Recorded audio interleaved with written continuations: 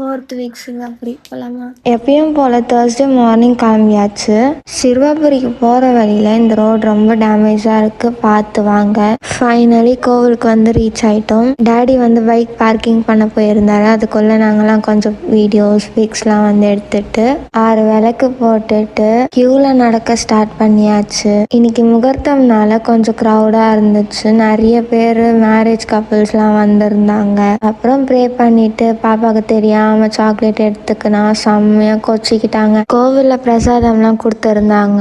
Last 3 weeks எனக்கு chocolate கொடுத்துருந்தாங்க. இந்த வாட்டி பாப்பா வந்ததும் எனக்கு சாக்லேட் கிடைக்காமையே போயிடுச்சு. ப்ரே பண்ணிட்டு வீட்டுக்கு கிளம்பியாச்சு. போகிற வழியில் ஜூஸ்லாம் குடிச்சிட்டு எங்கள் வீட்டுக்கு பக்கத்தில் சாய்பாபா கோவில் இருக்குது, அங்கேயும் போயிட்டு ப்ரே பண்ணிட்டு இங்கே தேர்ஸ்டே அன்னதானம்லாம் போடுவாங்க. செம்ம டேஸ்ட்டாக இருக்கும். ப்ரே பண்ணிட்டு சாப்பிட்டுட்டு வீட்டுக்கு கிளம்பியாச்சு. நெக்ஸ்ட் 5th வீக்கில் பார்க்கலாம்.